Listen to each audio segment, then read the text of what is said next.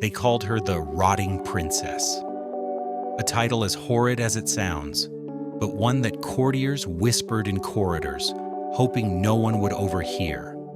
The idea that a royal might enter a room and empty it, not because of scandal, politics, or power, but because of a stench so vile that it knocked people back, seems almost too grotesque to believe. Yet according to the story preserved in legend, and hinted at in court memoirs, and the whispered history of Spain, that is exactly what happened with Princess Margarita Teresa. A princess born into privilege and power, she carried a scent so foul that it transformed her royal presence into a walking curse. Today, we peel back the veil of myth and history to ask, who was this princess? What did she endure? And what does her story reveal about physical suffering, power, and the cruelty of court life? The princess in question was Margarita Teresa of Spain, daughter of King Philip IV and his second wife, Mariana of Austria. As a royal infant, she embodied dynastic hopes, alliances, marriages, and political stability. On paper, everything about her life should have been regal and wondrous. But as she grew, a strange condition began to afflict her body. A malodor so extreme, so pervasive, that courtiers claimed it could unsettle even the strongest sensitivity. It was not just a mild odor, it was a penetrating stench that, according to some accounts, caused guests to move backward, hold their noses, and in rare instances, faint.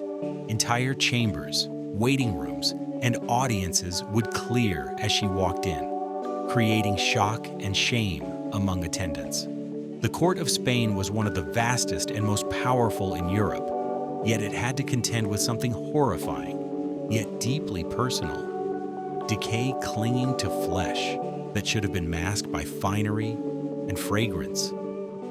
The biographies of Margarita Teresa rarely dwell on this malady. They mention health problems, frailty, and early death, but rarely with the vividness of decay. Some historians suggest that the stench stories are exaggerations or metaphorical embellishments, court gossip made grotesque over decades. But the repeated mentions in letters, memoirs, and even foreign ambassadors' reports lend credence to the possibility that the stench was real and debilitating. One report claims that the smell was so noxious that it could knock out a vulture from a corpse wagon, a vivid simile meant to shock and warn. Another claims that rooms grew empty the moment she stepped into them, and guests would complain of nausea, dizziness, and overwhelming revulsion. Whether literal or hyperbolic, these stories persisted. Let's walk through what might have caused such a condition. The most plausible supposition is that Margarita Teresa suffered from an extreme form of bromhidrosis, severe body odor, possibly exacerbated by infection, poor hygiene, glandular disease, or untreated wounds. In a pre-modern court environment where bathing was rare, clothing changed infrequently, and medical knowledge was rudimentary, a combination of sweat, bacteria, decaying organic matter, and skin ulceration could produce an odor so foul it permeated spaces.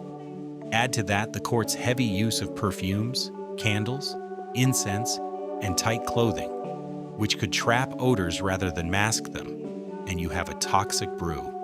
It must have been humiliating and tormenting for someone born into privilege. Every audience, every public appearance, every mask or veil was not enough to hide what her body betrayed. The great irony is that in a world obsessed with image and polished appearance, Margarita's body revealed vulnerability and fragility in the most visceral way possible. Court life in 17th century Spain was rigid, ceremonial, and full of expectation. Every entrance, procession, and audience was choreographed to reflect divine authority. For a princess whose body betrayed her, that burden became unbearable. Imagine being expected to smile, to walk in embroidered silks, to present yourself as purity and dignity. While your body exuded something rotten, court gossip would have whispered, "Even angels flee her arrival." This tension between the ideal and the foul, must have grown impossible to bear. Some accounts suggest that on days she knew she could not endure the stench, she would postpone audiences or retreat behind screens. She became a walking paradox, a princess whose presence repelled as much as it dominated. Yet despite it all, Margarita Theresa carried on. Politically, she remained important. She was married to her uncle, Emperor Leopold I, to cement Habsburg dynastic ties, making her both daughter and wife of royalty, and placing her at the heart of European power.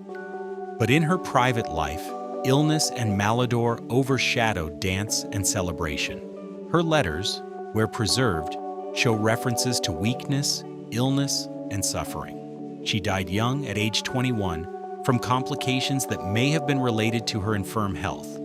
In death, some sources claim that the stench persisted in her tomb, lingering long after her body was sealed away, a final echo of the affliction she could not silence in life. Her story raises haunting questions. What must it feel like to live in a body that repels?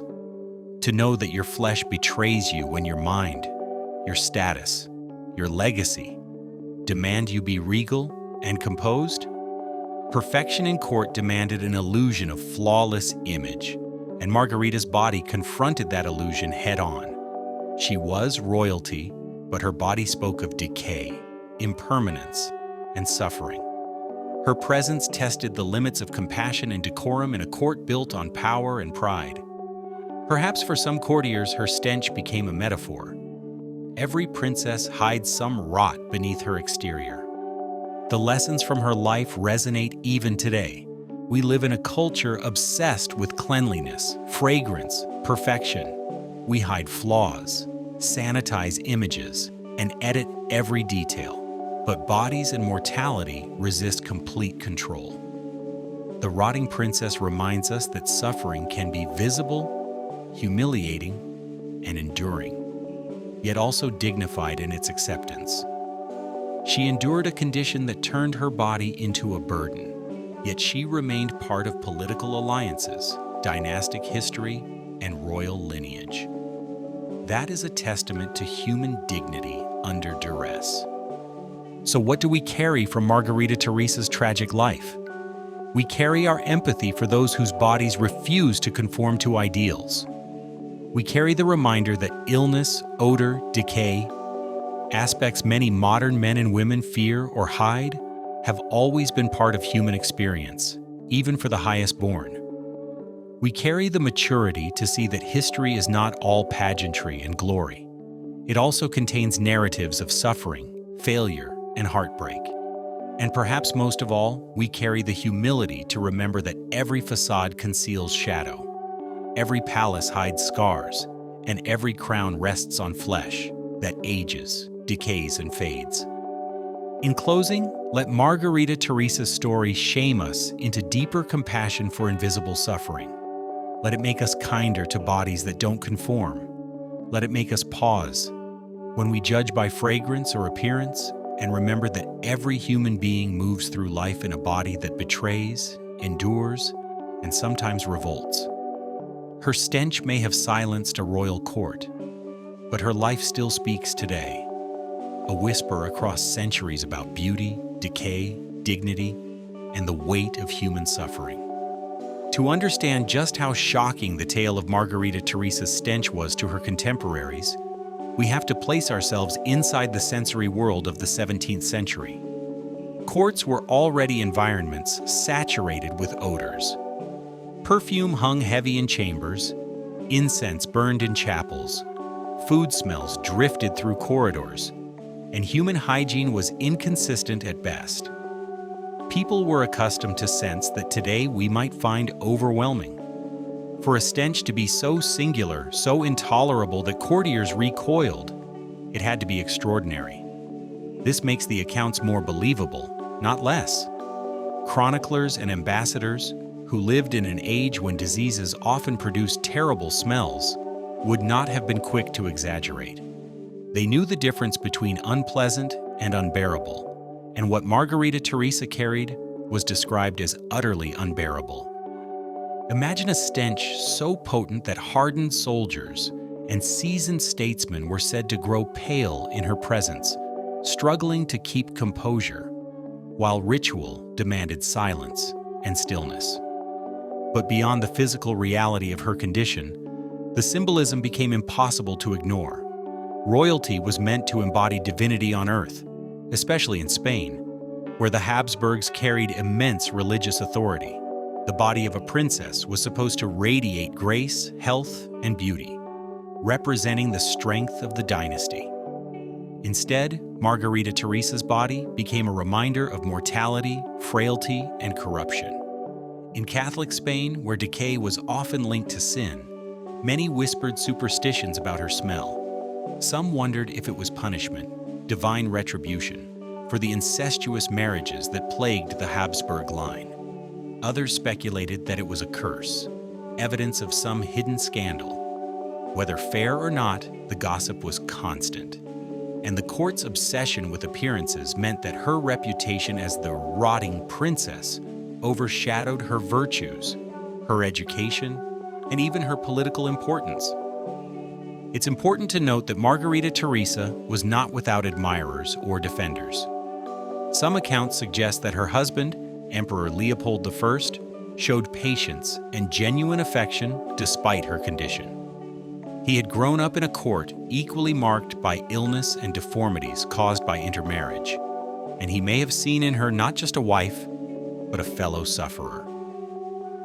Their marriage was short, and her illnesses limited her ability to produce healthy heirs. But letters between their courts suggest there was some warmth, some attempt to make her life bearable. Yet even love could not erase the stares, the whispers, and the shame. When she entered a room, silence followed not because of reverence, but because of dread. What must it have felt like, as a young woman barely past childhood, to sense that your very presence drove people away? The cruelty of gossip is one of the sharpest lessons her story offers. Royal courts thrived on rumor. Courtiers rose and fell on whispers, and the slightest sign of weakness became ammunition in political rivalries. Margarita Teresa's odor was not just a medical condition, it was a political weapon. Enemies of her family could use it to humiliate the Habsburgs, portraying them as cursed, decadent, and in decline. Foreign ambassadors reported on it, sometimes with cruel detail, knowing their words would weaken Spain's image abroad. In that sense, her body became a battleground for power and reputation. She was no longer just a princess. She was an emblem of dynastic rot, made literal through her condition. That is perhaps the deepest tragedy. Her humanity erased, her suffering turned into a symbol. One can imagine the efforts made to conceal the problem. The Spanish court was obsessed with etiquette, and it is almost certain that servants doused her chambers in perfumes, burned incense to mask the air, and dressed her in the richest fabrics to project elegance. But perfume has limits. In fact, it can make matters worse, amplifying rather than hiding certain odors. Contemporary accounts speak of rooms where the clash between fine fragrances and unbearable stench created a suffocating cloud, making courtiers dizzy and desperate for air. The more they tried to disguise it, the more inescapable it became. Even her portraits, painted by masters like Velázquez and his successors, tell part of the story. They show a princess in resplendent gowns, symbols of grace and dignity, but they freeze her in an idealized world where smell cannot intrude. The paintings present her as every inch a Habsburg princess, yet behind the canvas lay a truth no brush could ever capture. To dwell too long on the grotesque risks losing sight of her humanity. Margarita Teresa was not merely a vessel of odor. She was a young woman with thoughts, fears, and dreams. Raised in the suffocating isolation of the Spanish court, she would have been educated in religion, languages, and the expectations of queenship.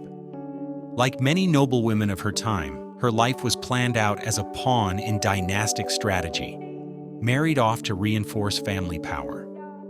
She had little choice in her fate, yet she carried those responsibilities while fighting a body that betrayed her at every step. Imagine the courage it took to walk into chambers knowing the reaction she would provoke. Imagine the loneliness of realizing that even kindness was tinged with pity. That inner torment must have been overwhelming. We also cannot separate her tragedy from the legacy of the Habsburg dynasty itself.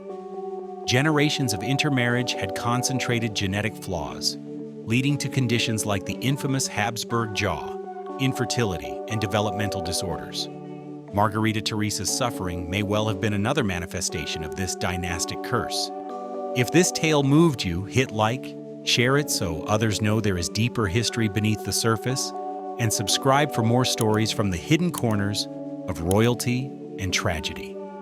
And tell me in the comments, what historical figure do you think suffered silently behind their public image? I'd love to dive into that next.